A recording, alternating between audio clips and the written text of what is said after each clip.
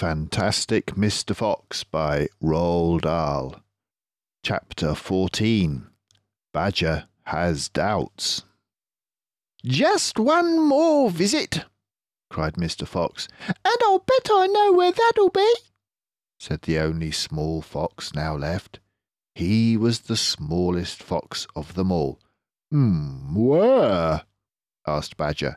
"Well," said the smallest fox, "we've been to Boggis, and we've been to Bunce, but we haven't been to Bean. It must be Bean." "You are right," said Mr. Fox. "But what you don't know is which part of Bean's place we are about to visit." "Which?" they said, both together. "Aha!" said Mr. Fox. "Just you wait and see." They were digging as they talked. The tunnel was going forward fast. Suddenly, Badger said, "Doesn't this worry you just a tiny bit, Foxy?" "Worry me?" said Mr. Fox. "What?" All this stealing." Mr. Fox stopped digging and stared at Badger as though he had gone completely dotty.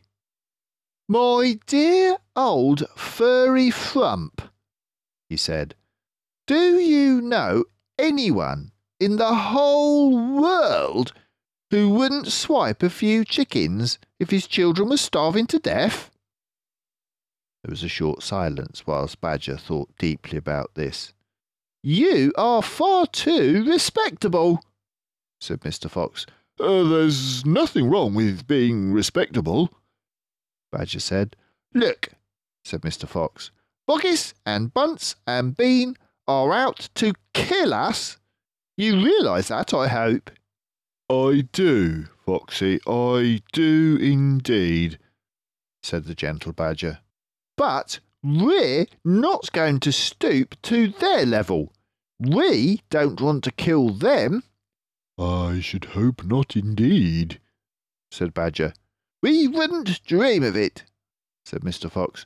"We shall simply take a little food here and there and keep us and our families alive, right?"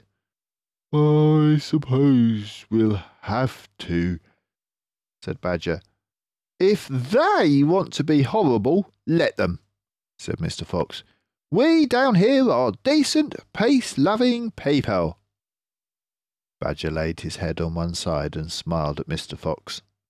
"Foxy," he said, "I love you." "Thank you," said Mr. Fox. "And now let's get on with the digging." 5 minutes later, Badger's front paws hit against something flat and hard. What on earth is this?" he said. "It looks like a solid stone wall." He and Mr. Fox scraped away the soil. It was a wall, but it was built of bricks, not stones.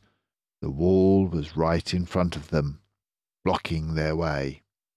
"Now, who in the world would build a wall under the ground?" asked Badger. "Very simple," said Mr. Fox. "It's the wall of an underground room, and if I'm not mistaken, it is exactly what I'm looking for." Chapter 15. Bean's Secret Cider Cellar. Mr. Fox examined the wall carefully. He saw that the cement between the bricks was old and crumbly, so he loosened a brick without much trouble and pulled it away. Suddenly, out from the hole where the brick had been, there popped a small, sharp face with whiskers. "Go away," it snapped. "You can't come in here. It's private." "Good Lord," said Badger. "It's Rat." "You saucy beast," said Mr. Fox. "I should have guessed we'd find you down here somewhere." "Go away!" shrieked Rat. "Go on, beat it. This is my private pitch." "Shut up," said Mr. Fox. I will not shut up, shrieked Rat. This is my place. I got here first. Mr. Fox gave a brilliant smile, flashing his white teeth. My dear Rat, he said softly, I am a hungry fellow, and if you don't hop it quickly, I shall eat you up in one gulp. That did it. Rat popped back fast, out of sight. Mr. Fox laughed and began pulling more bricks out of the wall. When he had made a biggish hole, he crept through it. Badger and the smallest fox followed him in. They found themselves in a vast, damp, gloomy cellar. This is it! cried Mr. Fox. This is what? Said Badger. The place is empty. Where are the turkeys? Asked the smallest fox, staring into the gloom. I thought Bean was a turkey man. He is a turkey man, said Mr. Fox, but we're not after turkeys now. We've got plenty of food. Then what do we need, Dad? Take a good look round, said Mr. Fox. Don't you see anything that interests you? Badger and the smallest fox peered into the half-darkness. As their eyes became accustomed to the gloom, they began to see what looked like a whole lot of big glass jars standing upon shelves around the walls. They went closer. They were jars. There were hundreds of them, and upon each one was written the word cider. The smallest fox leaped high in the air. Oh, Dad! He cried out. Look what we found! It's cider! Exactly, said Mr. Fox. Tremendous, shouted Badger. Bean's secret cider cellar, said Mr. Fox. But go carefully, my dears. Don't make a noise. This cellar is right underneath the farmhouse itself.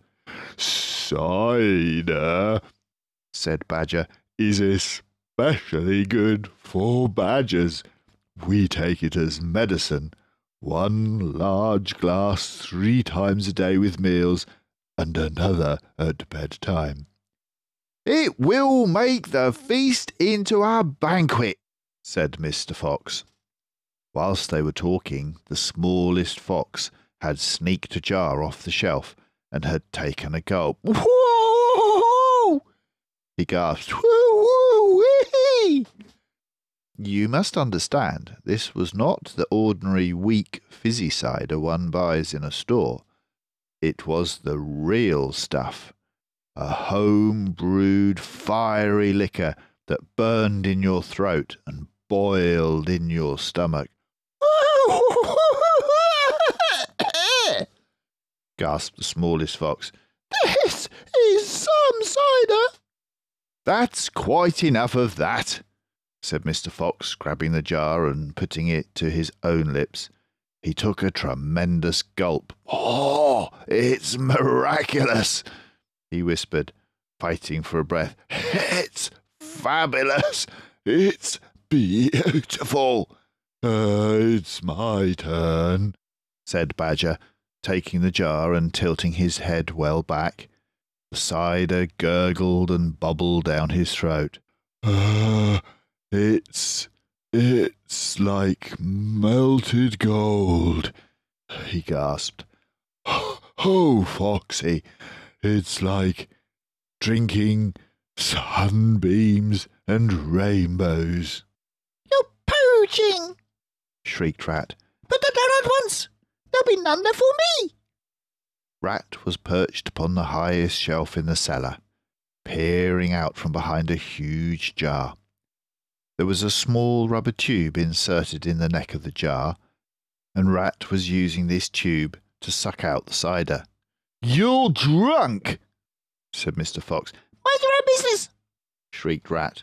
And if you great clumsy brutes come messing about in here, we'll all get caught. Get out and leave me to sip my cider in peace. At that moment, they heard a woman's voice calling out in the house above them. "Hurry up and get that cider, Mabel," the voice called. "You know Mr. Bean doesn't like to be kept waiting, especially when he's been out all night in a tent." The animals froze. They stayed absolutely still, their ears pricked, their bodies tense. Then they heard the sound of a door being opened. The door was at the top of a flight of stone steps leading down from the house to the cellar. And now someone was starting to come down those steps.